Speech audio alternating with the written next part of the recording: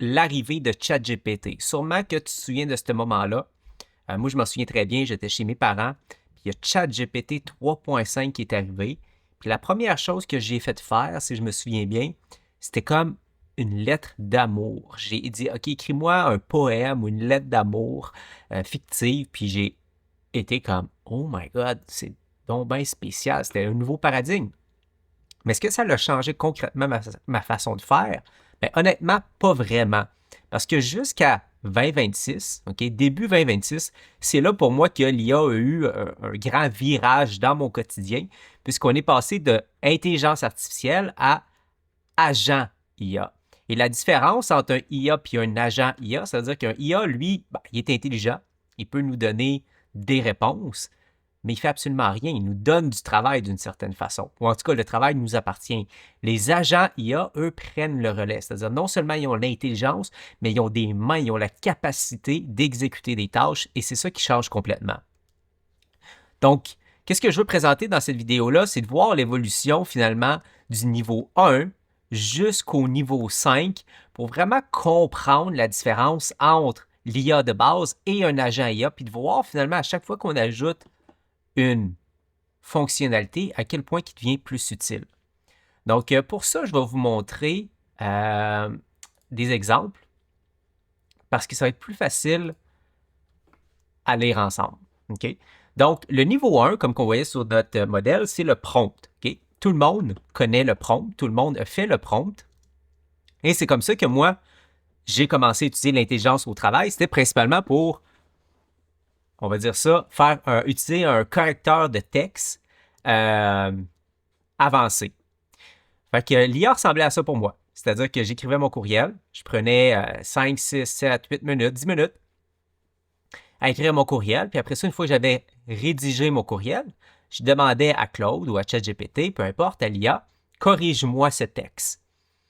Et là, ben, j'avais un beau correcteur de texte qui m'avait, au lieu de juste corriger la faute, des fois reprenait une petite tournure de phrase, je trouvais ça intéressant, ça sonnait plus naturel. Fait que c'était super, tu sais, je gagnais du temps. Au lieu de me prendre 15 minutes par courriel, ben, je sauvais peut-être 2 minutes de correction, tu sais, d'ajustement. Mais ça ne m'empêchait pas que, comme on le voit en ce moment, ben, je dois faire quand même tout le travail. Fait que je m'en vais dans mon Gmail, je m'en vais ici prendre le texte que j'ai copié, puis je vais le coller et finalement l'envoyer à mon client. OK? Donc ça, imaginons, ben, c'est notre courriel normal. On l'a rédigé, on le corrige, ça nous prend en moyenne 10 minutes par courriel. Certaines personnes sont au niveau 2.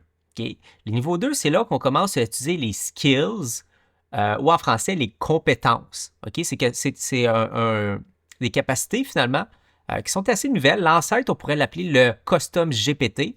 Mais de plus en plus, les gens se tournent vers des skills de par leur flexibilité. Là, déjà, on peut économiser du temps par tâche. Okay? Donc, encore là, on va reprendre la même tâche du courriel. Juste pour vous montrer qu'est-ce que j'ai fait. Donc, au lieu d'écrire mon courriel à la main, déjà une belle habitude à prendre, on voit ici, je clique sur...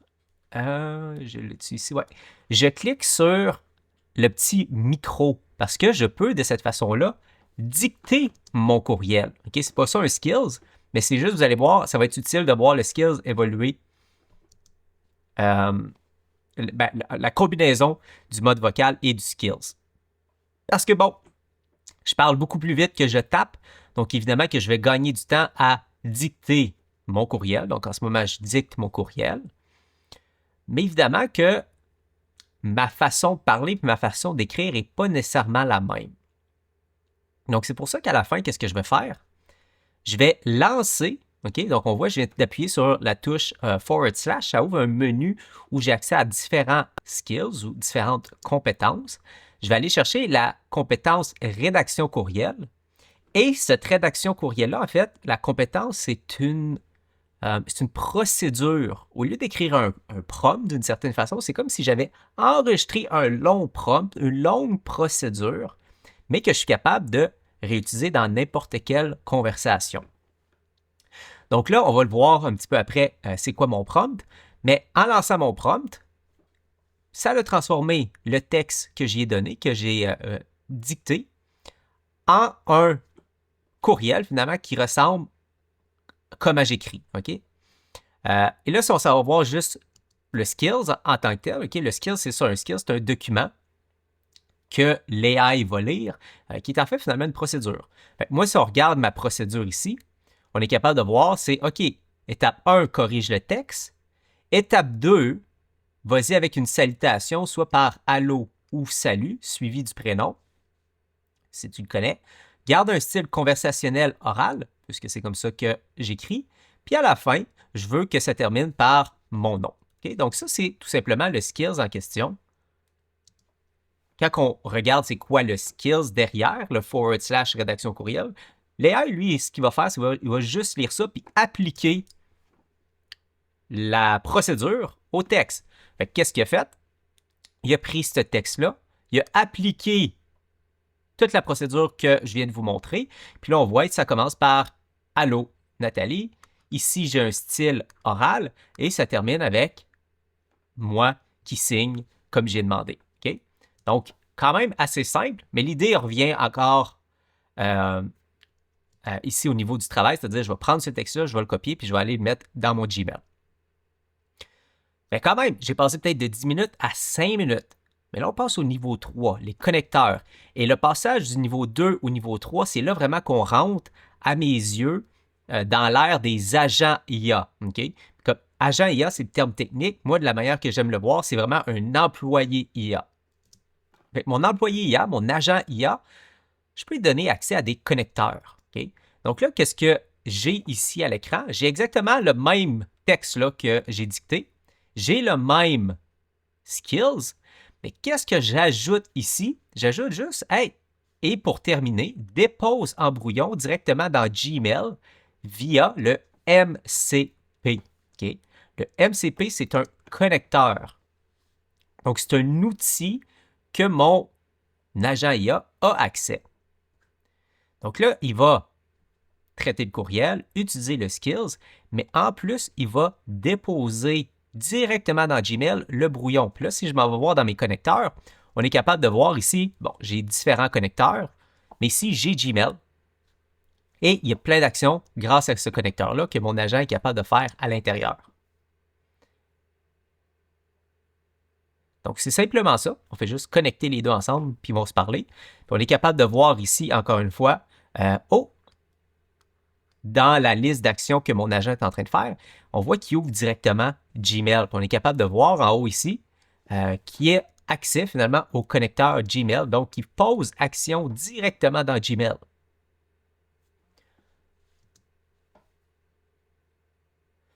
Donc ici, le brouillon a été créé dans Gmail directement. Fait que si je m'en vais dans mon Gmail, je vais aller voir dans mes brouillons. Et qu'est-ce que je retrouve dans mon brouillon? Ben oui, mon message ici qui est déjà prêt, qui est déjà écrit. Donc, encore une fois, il a respecté le style. On y va avec le halo, on termine avec ma signature. On est dans un style, on va dire, conversationnel oral. Et là, ben, il me reste un petit chat à compléter puisque l'annexe, je n'avais pas nécessairement donné l'information ici. Donc, il fait juste me garder ici un placeholder, okay, un espace de texte que j'ai à remplir avec les bonnes informations parce que je n'y ai pas donné. Donc là, vraiment, j'ai délégué une tâche à l'IA. Okay? Puisqu'il avait accès à mon Gmail, il était en mesure de le faire. On va rajouter un niveau. On passe au niveau supérieur. On va y aller avec ici les automatisations ou les tâches programmées. Donc là, un courriel, littéralement, si au départ, ça me prenait 10 minutes, ici, un courriel peut nous prendre 2 minutes. Okay? Encore là, on a un super de gain de temps qu'on est capable de faire grâce aux tâches planifiées, tâches programmées. Donc, qu'est-ce qu'on voit ici? C'est dans l'onglet programmé, je peux demander à mon agent IA, juste si j'amène l'attention ici, on va voir que la prochaine exécution, OK, donc une tâche programmée, ça veut dire à chaque jour, dans le cas ici, OK, à chaque matin à 7 heures, je veux que tu exécutes cette tâche-là ici, qui est en fait un prompt. OK? Puis en gros, qu'est-ce que je dis? C'est que ben, je veux que tu ailles dans ma boîte courriel, que tu prends tous les messages non lus et que tu me crées un courriel pour chaque message qui attend une réponse de ma part. Voici le style que je veux que tu respectes. Okay? Donc ça, il va faire ça automatiquement tous les jours à 7 heures le matin. Donc là, on va exécuter la tâche pour voir comment qu'elle se déroule, mais ce qu'il faut comprendre, c'est que tant aussi longtemps que mon ordinateur est ouvert, okay, lui va faire la tâche. Donc ici, il va aller exécuter la tâche. On voit, il termine la tâche, il a traité à peu près 200 courriels, mais il a été en mesure d'évaluer, parce qu'il est intelligent, qu'il y en avait seulement un qui attendait une réponse de ma part.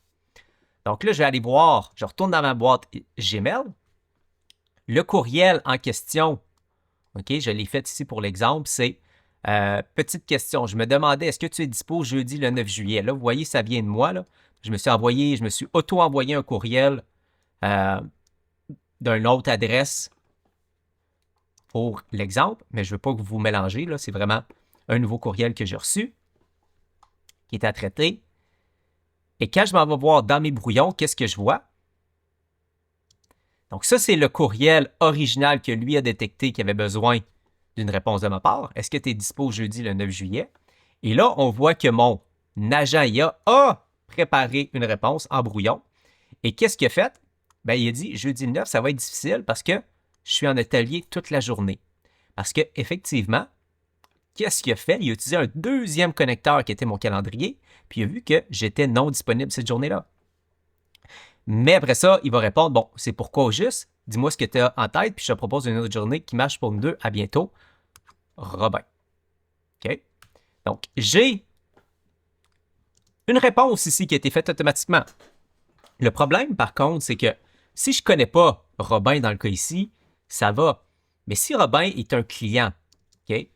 Et si Robin, justement, j'ai déjà eu des échanges avec au préalable, est-ce que la réponse va faire du sens? Ben, c'est là qu'on passe au niveau 5 et qui fait vraiment toute la différence, c'est quand notre agent IA, notre employé IA a une mémoire, OK? Ou autrement dit, a du contexte sur les tâches qu'il doit faire et notre business et notre environnement et nos collègues, nos clients, etc. Donc là, on peut littéralement passer à 10 secondes par courriel. Parce que, regardons, OK, là, on va tout combiner ce qu'on a vu ensemble. Donc, j'ai une tâche, OK, ici qui est une tâche planifiée qui va s'exécuter, c'est le même principe, là. C'est la tâche courriel, OK, que j'ai appelée brouillon courriel le matin, qui, elle, s'exécute tous les jours à 9 heures. Donc, cette tâche-là, elle va juste avoir un ajout dans sa création parce que je vais avoir ajouté des instructions, parce que j'ai une base mémoire, puis je vais dire à mon agent, assure-toi d'aller consulter la base mémoire avant de rédiger, parce que si tu as de l'information sur la personne, le projet, etc., ben, prends-en en considération pour avoir la réponse la plus précise possible, pour pas que j'aille à, finalement, retravailler le courriel pour qu'il soit bon du premier coup. Donc, maintenant qu'il y a cette instruction-là, on va lancer la tâche sur le même courriel, puis je vais vous montrer la mémoire que j'ai de ce Robin Vézina-là. OK? Donc, une mémoire, c'est tout simplement un fichier texte. OK? Puis là, on va voir dans le fichier texte, qu'est-ce que j'ai? J'ai ici, qu'est-ce qui nous intéresse? On imagine que c'est quelqu'un qui a un podcast, OK? Et qu'on a eu des échanges avec cette personne-là, puis on cherche un moment pour faire le podcast ensemble. Donc, l'objectif, c'est de trouver un moment pour se rencontrer et enregistrer le podcast. Donc, c'est ça que j'ai dans ma mémoire. Et qu'est-ce que mon agent va faire? C'est que justement, avant de répondre au courriel, puisque, ah ben oui, je connais cette personne-là, il va s'y référer. Donc là, j'ai le même processus qui s'est déroulé sans que j'ai besoin de faire quoi que ce soit. Automatiquement, il va aller me préparer un brouillon. Mais le brouillon, cette fois-ci, il va être beaucoup plus spécifique. Parce que, si on regarde, Robin, maintenant, notre agent IA, il sait que c'est la personne avec qui on cherche à enregistrer avec. Donc, au lieu, tantôt, ce que notre agent avait proposé comme courriel, c'est pourquoi au juste. Mais un assistant IA qui n'a pas de mémoire, qui a oublié finalement que Robin, c'est quelqu'un avec qui on attend de faire un courriel, puis qui me propose un courriel déjà fait, mais qui ne sait pas pourquoi, puis qui demande à répéter à la personne. Bref, on perd du temps, je ne avance pas. Mais là, ici, la mémoire fait toute la différence parce que mon agent est allé lire l'information, puis on est capable de voir ici. Par contre, ça me tente vraiment qu'on trouve un moment pour enregistrer ensemble. Envoie-moi 2 ou 3 dispos qui marchent pour toi dans les prochaines semaines, puis je vais bloquer ça de mon côté. Donc là, mon employé IA a vraiment tout le contexte et l'information nécessaire pour répondre de la bonne façon du premier coup. Donc, si je reviens à ça ici, okay, ce qu'on a vu au niveau 1, on avait les prompts. On ajoute à ça, finalement, les compétences qui vont être finalement des prompts beaucoup plus développés, mais qu'on va être capable de réutiliser dans n'importe quelle tâche. Ensuite, on fait vraiment la distinction entre l'IA et l'agent IA. On utilise les connecteurs, ce qui fait que l'IA peut maintenant exécuter des tâches à notre place. On utilise après ça les tâches programmées, ce qui fait que les tâches, au lieu de les lancer manuellement, il y a des tâches qu'on a besoin de faire à chaque jour. Donc, on va créer ces tâches-là programmées. Et finalement, le niveau numéro 5, c'est là que ça fait toute la différence. C'est quand on a du contexte, quand notre agent a une mémoire, bien là, il va vraiment être capable d'exécuter de la bonne façon. Donc ça, c'est vraiment le squelette qui permet finalement d'utiliser l'IA pour en faire un employé qui nous permet de gagner du temps, qui nous permet d'être plus efficace. Puis c'est exactement ce que je vais faire à l'intérieur d'une journée de formation. Donc là, on a vu un peu, comment que ça fonctionnait. Mais à l'intérieur d'une journée, qu'est-ce qu'on va faire? C'est qu'on va aller faire chaque étape ensemble. Et le but, finalement, c'est que tu arrives à l'atelier avec toi déjà une tâche que tu souhaites déléguer. Puis on va construire toutes ces couches-là pour que tu sois capable de repartir avec une tâche que tu es capable de déléguer à ton agent IA. Donc, si c'est quelque chose qui t'intéresse, ça se fait à l'intérieur d'une journée. Regarde sur la page présentement ou clique sur le bouton pour avoir accès aux détails et tu vas être en mesure de venir passer cette journée-là avec moi et construire possiblement ton premier employé IA.